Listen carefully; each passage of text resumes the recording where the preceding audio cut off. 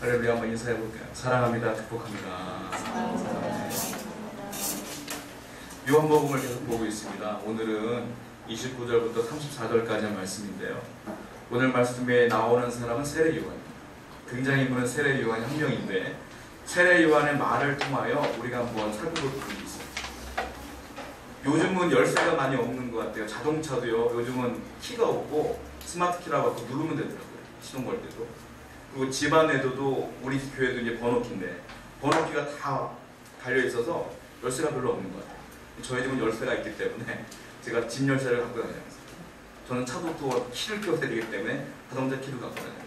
가끔 귀찮을 때가 있어요. 이게 무겁거든, 이게 키가. 그래서 귀찮을 때가 있는데 안 갖고 다니면 열 수가 없으니까요. 늘 갖고 다니게 돼요. 이 열쇠, 예전에는 지금 없었지만 요즘은 이제 별로 없지만 예전에는 자물쇠라고 하지 않습니까?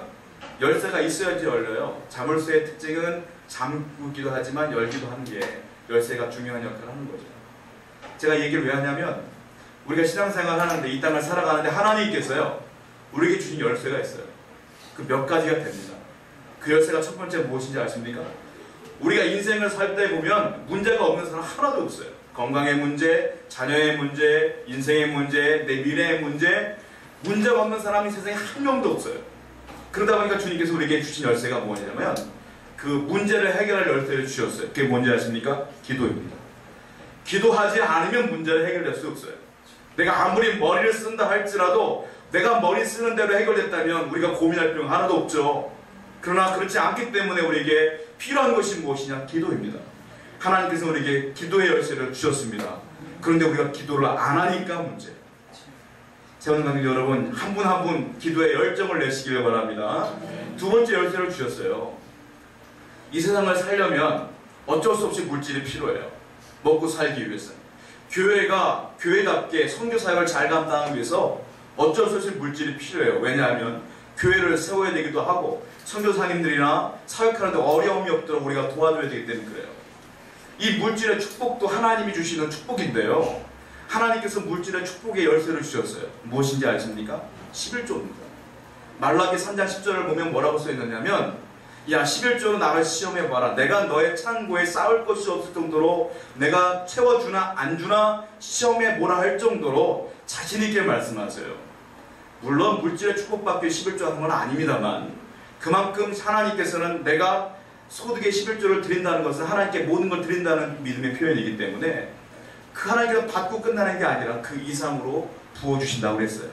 여러분, 그러므로 교회에서 헌금 강조한다고 오해하지 마시기 바랍니다. 하나님의 말씀대로 우리는 11조를 하면 내 마음대로 내 마음을 주님께 내려놓고 나아가는 게 중요한 줄로 믿습니다. 그러면 물질의 축복도 주신다고 했어요. 세 번째 열쇠를 주셨어요. 그것이 무엇이냐면 천국 문이 열리는 열쇠를 주었거든요. 그게 뭔지 아십니까? 믿음이에요. 예수님을 믿음으로 구원을 받게 되는 거예요. 예수님을 믿으면서 내가 천국 문이 열리며 그 안으로 들어가는 겁니다. 믿음의 열쇠, 굉장히 중요한 줄을 믿습니다. 이 세 가지 열쇠가 있어요. 그러므로 우리는 영혼의 문제, 육신의 문제, 모든 문제가 해결된다고 말씀하셨거든요. 그리고 구체적으로 오늘 말씀을 보면 세례 요한이 그 말씀을 증거하고 있어요. 세례 요한이 예수님은 누구십니다 라고 자기의 생각을 얘기하고 있는데, 그 생각 가운데 하나님의 은혜가 있어요. 자, 본문으로 돌아오겠습니다. 본문 29절 말씀 한번 보세요. 29절입니다. 같이 한번 읽겠습니다. 시작. 이튿날 요한이 예수께서 자기에게 나오심을 보고 이르되 보라 세상 죄를 지고하는 하나님의 아들이다. 세례 요한이 예수님을 정의합니다. 예수님은 누구다 라고 얘기합니다. 그 뭐라고 말하냐면 맨 뒤에 보면 보라 세상 죄를 지고 가는 하나님의 어린 양이로다. 예수님은 하나님의 어린 양이로다. 세상의 죄를 지고 가는 하나님의 어린 양이로다. 이렇게 얘기하고 있어요. 세례 요한이 이 발언에는 여러 가지 뜻이 있어요. 가장 깊은 뜻이 무엇이냐면, 이 당시에는 구약시대였어요. 구약시대의 제사법을 따랐단 말입니다. 그 구약시대의 제사법의 가장 중요한 게 뭐냐면 피해 제사예요. 뭐 영화 같은 데 보면 원주민들 보면 동물을 잡아다 피를 뿌린다든지 사람을 뭐 제물로 바친다든지 이런 이야기들이 나오지 않습니까? 이 당시에도 사람은 하나님께서 이방법이기 때문에 하지 말라고 했어요. 동물들을 잡아다가 피로 제사를 진행되는데 레위기에 잘 나와 있거든요. 한번 성경을 볼게요. 레위기 17장 11절 한번 보세요. 레위기 17장 11절입니다.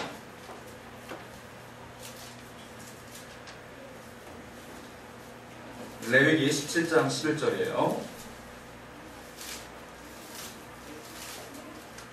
자, 한번 읽어볼게요. 시작. 육체의 생명은 피에 있습니다. 내가 이 피를 너희에게 주어 재단에 뿌려 너희의 생명을 위하여 속죄하게 하였느니 생명이 피에 있으므로 피가 죄를 속하느니라. 맨 마지막에 뭐라고 썼습니까? 피가 죄를 속하였느냐. 할렐루야. 이것이 구약 제사의 기본이고 가장 중요한 거예요. 그리고 번제물을 드릴 때 어떻게 합니까? 양을 각을 떠서 내장을 다 발라내고 고기를 태우고 기름을 태우고 가장 중요한 게 있어요. 고기도 태우고 기름도 태우지만 피가 가장 중요한 거예요. 왜? 피가 생명이고 이 피가 생명을 주님께 드림으로 말미암아 내 죄가 전가되는 거예요. 이 양으로. 내가 죄를 용서받는 거예요. 이게 속죄제요 하는 방식으로 번제라고 말하기도 합니다. 내 죄를 용서받는 거예요. 그러므로 세례 요한이 말하는 거예요. 보라, 세상 죄를 지고 오는 하나님의 어린 양이로다. 이 말은 무슨 말이냐면 내가 제물을 드리는 것처럼 그분이 나의 죄를 지고 가는 분이다 라고 정의하고 있는 거예요. 또 시대 배경이 있어요. 자, 출애굽기를 볼게요. 출애굽기 12장 21절과 22절입니다. 출애굽기 12장 21절부터 우리 23절까지 한번 읽어볼게요. 출애굽기 12장 21절부터 23절입니다. 시작. 너희의 모든 인물을 들어서 너희에게 이르되 너희는 나가서 너희 가족으로 어린 양을 택하여 이스라엘 나라로 잡고 주어 볶음을 가져나와 그릇에 남은 피에 적셔서 그릇에 문방과 좌우 설치에 뿌리고 아직까지 한 사람도 자기 집 문 앞에 나가지 말라. 여호와께서 애굽 사람들에게 재앙을 내리려고 진난하실 때에 문 인방과 좌우 문설주의 피를 보시면 여호와께서 그 문을 넘으시고 멸하는 자에게 너희 집에 들어가서 너희를 치지 못하게 하실 것임이니라. 이게 무엇입니까? 6월절이 여기서 시작된 거 아닙니까?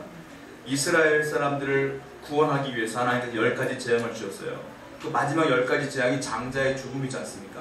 그때 하나님께서 말씀하시기를 양을 잡아다가 그 피를 너희 집의 문설주에 바르면 그 피를 보고 죽음의 그림자가 넘어갈 것이다.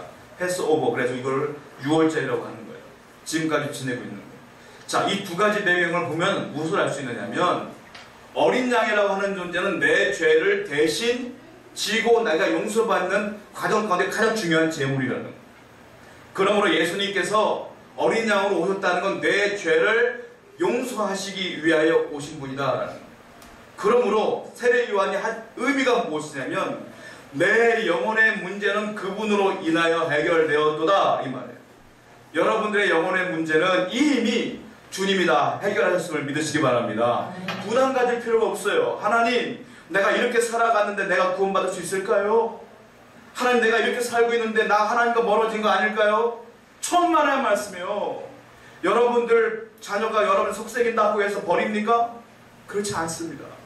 이미 주님께서는 십자가에서 모든 것들을 다 해결하셨어요. 그러므로 여러분들은 이미 영혼의 구원을 이뤘음을 믿으시기 바랍니다. 이 문제는 절대 불변하다는 거예요. 제가 가끔 TV 같은 데 보면 아니면 버스 타고 가다 보면 광고 크게 붙는 게 있어요.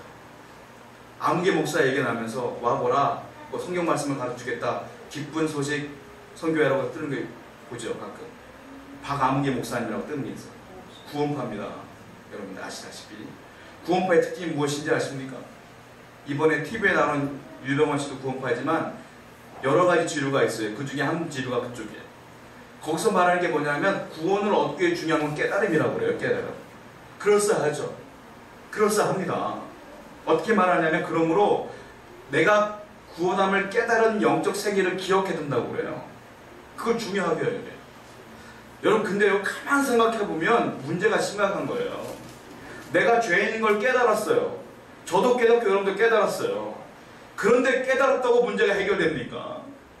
내가 도둑질을 해서 이게 잘못이구나 라고 깨달았어요. 깨달았으면 해결되는 겁니까? 아니 뭐 지불을 해야 될 거 아니에요. 내가 감옥에 가든지 아니면 내가 훔친 걸 배상을 하든지 해야지 해결되는 거 아닙니까?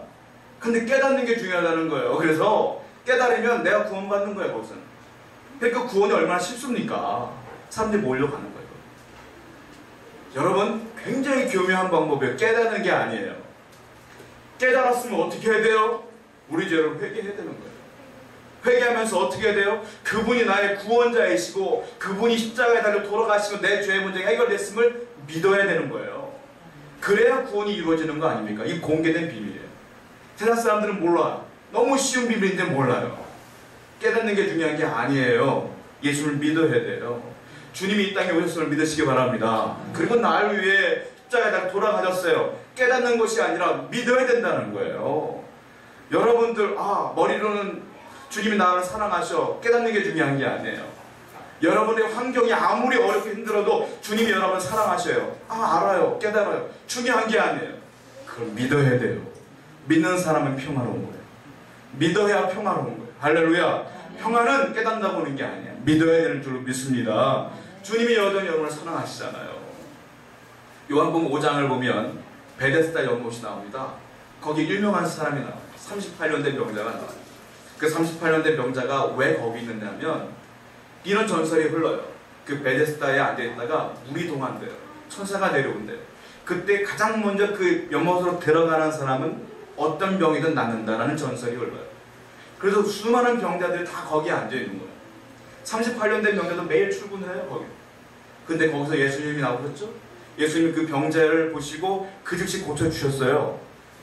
여러분 제가 이 얘기를 왜 하냐면 오늘날 많은 사람들이 이러한 베데스다 연못을 찾아 헤매는 경우가 굉장히 많습니다. 베데스다 연못의 뜻은 자비의 집이라는 뜻이에요. 근데 실질적으로 자비했느냐? 그렇지 않습니다. 왜? 병자가 얼마나 많이 하는지 몰라요. 내가 먼저 들어가긴 않는 거야. 경쟁이에요, 경쟁. 자비가 아니라 경쟁이에요. 오늘날 세상 사람들이 그래요. 나에게는 다 베데스다 연못이 있어요. 건강이 최고인 줄 알고 줄기차게 건강검진 다니면서 열심히 치료받는 분들이 있어요. 거기가 베데스다인 줄 아는 거예요. 물질이 베데스다인 줄 아는 사람이 있어요. 열심히 사업하고 돈 벌면 내가 나중에 큰일 할 줄 알고 거기에 목을 매는 사람들이 있어요. 어떤 사람은 복권만 낸다면 내가 인생 필 거야 하고 복권에 목을 매는 사람들이 있어요. 누구나에게 다 베데스다가 있는데 전혀 그렇지 않다는 거예요. 진정한 베데스다는 어딘지 아십니까? 예수님이 등장을 하셨고 38년 된 병자를 만났고 그게 놀라운 일들이 벌어지면 그가 고침받은 거 아니에요. 연못 때문에 난 게 아니에요. 주님 때문에 난 거지. 여러분들의 베데스다는 제가 말씀드렸던 나열했던 그것이 아니라 주님밖에 없는 거예요. 예수님이 진정한 베데스다 아닙니까? 내가 아무리 험한 문제가 있어도 심각한 문제가 있어도 주님이 오셔야 해결되는 거 아니겠습니까? 주님이 임재하셔야 되는 거 아니겠어요? 그러므로 기도해야 되는 거예요. 머리 쓰고 동문서주하는 게 중요한 게 아니라 무릎을 꿇고 눈물로 기도해야 되는 거예요. 주님이 진정한 나의 베데스다임을 믿으시기 바랍니다. 세례요한은 그걸 얘기하고 있어요. 그분이 세상 죄를 주간 어린 양이로다. 그분이 해결하시는 분이다. 내 영혼을 해결하시는 분이다. 두 번째 또 세례요한은 우리에게 가르쳐주고 있어요. 30절입니다. 본문은 30절. 자, 한번 읽어볼게요. 시작. 내가 전에 말하기를 내게 오는 사람이 있는데 나보다 앞선 것은 그가 나보다 먼저 계시니라. 그것이 이 사람을 일으키라. 자세히 읽어보면 좀 이해 안 가는 부분이 있어요. 왜냐하면 세례요한이 예수님 형입니다. 사실 세례요한이 먼저 태어났어요. 그런데 세례요한이 뭐라고 고백하냐면 내 뒤에 온 사람이 나보다 앞섰다. 그분이 나보다 앞선 분이다 라고 표현을 하고 있어요. 실질적으로 본인이 더 먼저 태어났거든요. 먼저 사역을 했거든요. 그런데 예수님이 먼저 계시지 않았음에도 불구하고 나보다 앞섰고 나보다 먼저 계신 분이다 라고 표현하고 있어요. 여기는 어떤 의미가 있습니다. 뭔지 아십니까? 그분은 육신적으로 볼 때는 내 동생이지만 그분은 사실은 나보다 앞선 분이고 먼저 계신 분이라는 건 그분은 이미 천지를 창조하신 하나님이시다라는 걸 고백하고 있는 거예요. 그분은 창조주이시다. 이미 하나님의 천지를 창조하실 때 그 옆에 계신 메시아이시다. 그분은 창조주이시다라는 것을 세례요한은 고백하고 있는 거예요. 여러분, 예수님은 창조주세요. 창조가 뭔지 아십니까? 아무것도 없을 때 무에서 유로 만든 게 창조예요. 하나님의 특성 가운데 있는 게 뭔지 아십니까? 아무것도 없는 것 가운데 만들어내시는 것이 하나님의 특성이에요. 여러분들 방법이 없어 보이죠? 길이 막혀 보이죠? 아무것도 안 보이죠? 창조주는 가능한 거예요. 아무것도 없어 보여도 길을 트는 게 하나님이셔요. 그 창조들을 믿어야 되지 않겠느냐? 세례 요한이 고백하고 있는 겁니다. 여러분, 사람의 머리로 안 된다 한다고 안 되는 게 아니에요. 하나님에게서 볼 때는 아무것도 아닌 거예요. 제가 가끔 얘기하는 게 있어요. 감기나 암이나 우리가 볼 때 큰 병 작은 병이지만 하나님 보실 때는 감기나 암이나 똑같은 거예요. 할렐루야. 하나님이 길러시는 거는 아무 문제가 아닌 거예요. 성경을 보면 요한복음에 여러 가지 기적이 나와요.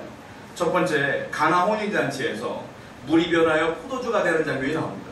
기적입니다. 어떻게 물이 변해 포도주가 됩니까? 아니, 포도주를 섞어서 포도주 비슷하게 맛을 낼 수 있지만 완전히 물의 형질이 변화해서 어떻게 포도주가 될 수 있겠어요? 이게 기적이죠.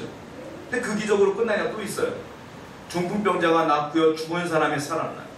오병이어 사건도 있어요. 어떻게 떡을 주는데 계속 생겨납니까? 마술도 아니고. 그런 일이 벌어지죠. 놀라운 거예요. 왠지 아세요? 그분이 창조자니까. 그분의 능력이 무한하니까. 근데 거기서 끝나진 않아요. 그 창조주께서 우리에게 기적을 보이신 이유가 나와요. 성경을 볼게요. 요한복음 20장 30절부터 31절을 보세요. 요한복음 20장 30절부터 31절입니다. 왜 하나님께서 기적을 그렇게 보여주셨을까요? 요한복음 20장 30절부터 31절입니다. 같이 한번 읽어볼게요. 시작. 주께서 제자들 앞에서 이 책에 기록되지 아니한 다른 표적도 많이 행하셨으나 오직 이것을 기록함은 너희 예수께서 하나님의 아들 그리스도심을 믿게 하려 하며 또 너희로 믿고 그 이름을 힘입어 생명을 얻게 하려 함이니라. 많은 사람들이 잘못된 신앙관을 갖고 있어요. 그게 뭔지 아세요? 물이 변하여 포도주가 되었구나. 오병이어의 사건이 벌어졌구나. 하나님이 역사하시면 다 해결될 거야. 라는 데에 포커스를 맞출 때가 많아요. 그게 중요한 게 아니라는 걸 알아야 돼요. 무엇이 중요한지 아세요? 오늘 지금 읽은 말씀 31절이 중요한 거예요. 뭐냐? 그렇게 표적을 행한 이유는 예수께서 하나님의 아들 그리스도이심을 믿게 하려고 한 거다 이 말이에요. 아시겠어요? 진짜 중요한 게 뭐냐면 안 믿으니까 기적을 보여주신 거예요. 그러므로 선행돼야 될 게 뭐냐면 내가 예수님을 하나님의 아들 창조주로 믿으면 지금 나타났던 기적들은 당연히 일어난다는 거예요. 내가 그것을 바라보는 것이 아니라 믿음을 가지면 일어난다는 거예요. 그러므로 하나님의 창조주임을 믿는 것이 중요한 줄로 믿습니다. 여러분 앞에 있는 불가능해 보이는 모든 것들도 내가 하나님은 창조주이십니다, 능력자이십니다 라고 믿는 순간 하나님께서는 일하시기 시작한다는 거예요. 내가 믿지 못하니까 여전히 흐지부지하고 큰 문제가 그대로 있는 거 아니겠습니까?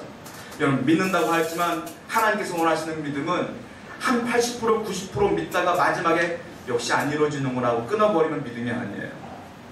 될 때까지 믿는 거예요. 때와 시기는 하나님만이 하시는 거예요. 할렐루야.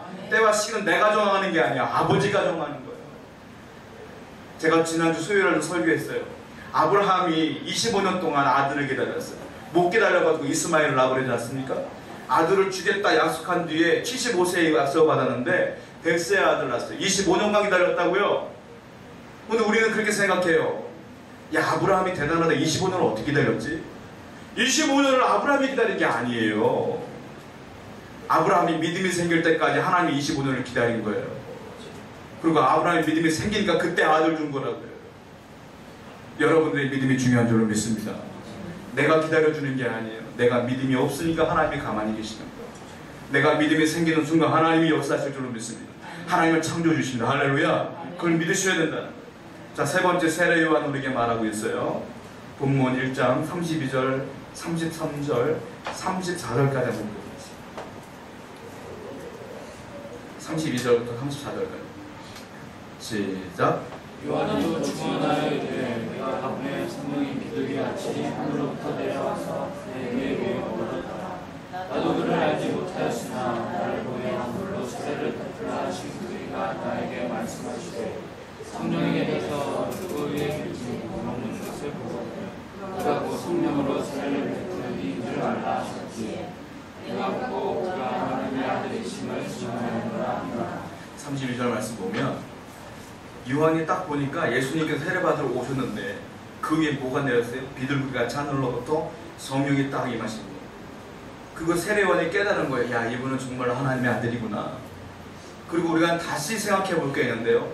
공생애를 시작하실 때 하나님은, 예수님은 성령을 받고 시작한 거예요. 그런 거예요. 성령과 동행하신 거죠. 혼자 일하는 게 아니라는 거예요. 성령님을 받고 성령님과 함께 일하신 거라는 거예요. 예수님은 성령과 함께 일하셨습니다. 그러므로 우리도 성령님과 함께 동행해야 될 줄로 믿습니다. 그런데 많은 분들이 내가 동문서주할 때가 많아요. 주님은 지금 예수님의 형체로 나와 있지 않아요. 이 땅에. 대신 보혜사 성령께서 여러분과 동행하십니다. 그러므로 성령과 반드시 동행하셔야 된다는 거예요. 예수님께서 승천하시기 전에 우리에게 약속하신 게 있거든요. 성경을 볼게요. 요한복음 14장 16절입니다. 요한복음 14장 16절 말씀 보세요. 예수님께서 우리에게 약속하신 거예요. 예수님은 약속하신 건 반드시 이루셔요. 14장 16절 요한복음 한번 읽겠습니다. 시작. 내가 주께 구하였으니 그가 또 다른 보혜사를 너희에게 주사 영원토록 너희와 함께 있게 하리니. 예수님께서 승천하신 뒤에 보혜사를 보내신다고 약속하셨으며 그분이 하시는 일은 뭐냐면 우리와 영원토록 함께 계시겠다. 할렐루야. 주님이 성령으로 지금 여러분 옆에 계시는 거예요.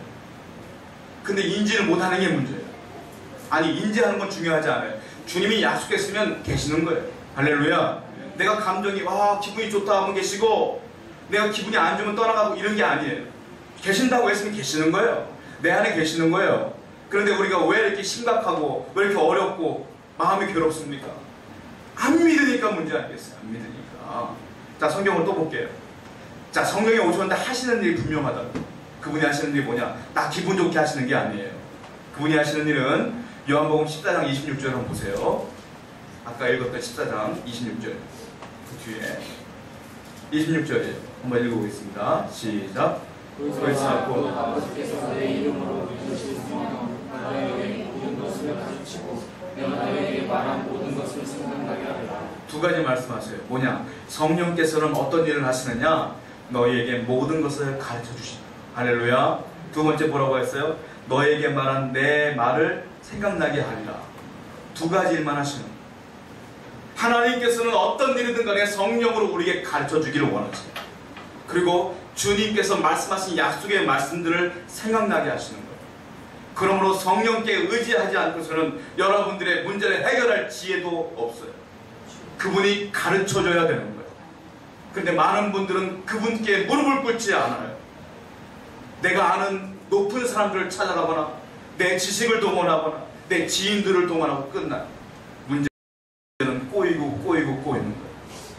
그 문제에 해답을 갖고 있는 분은 하나님뿐이 없어요. 성령께 나아가야 될 줄로 믿습니다. 그분은 하나님 말씀을 통하여 위로하시고 우리의 인생의 지혜들을 허락하신다 이 말이에요. 자, 성경을 또 한번 볼게요. 그래서 예수님께서 또 약속하십니다.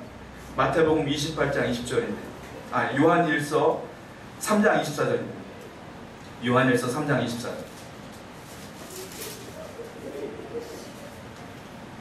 요한일서 3장 24절. 같이 한번 읽어볼게요. 시작. 그의 계명을 지키는 자는 주 안에 거하고 주는 그의 안에 거하시나니 우리에게 주신 성령으로 말미암아 그가 우리 안에 거하시는 줄을 우리가 아느니라. 우리에게 주신 성령으로 말미암아 그분이 우리 안에 거하시는 줄을 우리가 아느니라. 성령께서는 뭐 하신다고요? 두 번째, 우리 안에 거하신다. 할렐루야. 주님이 옆에 계시고 내 안에 거하시는 거예요. 내 안에 거하시는 성령께서 나에게 가르쳐 주시고 깨닫게 하시고 길을 보여주시는 거예요. 하나님께서 분명히 약속했음에도 불구하고 우리들은 지금도 혼자 구석에 앉아 울 때가 많아요. 성령님이 계시는데 왜 혼자 울어요, 여러분? 주님께 내 모든 문제를 내려놓으면 그분이 가르쳐 주시는 거 아니겠습니까? 그리고 주님께서는 확실하게 도장 찍습니다. 마지막에 마태복음 28장 20절에 이 말씀 읽고 마칠게요. 마태복음 28장 20절입니다. 마태복음 28장 20절입니다.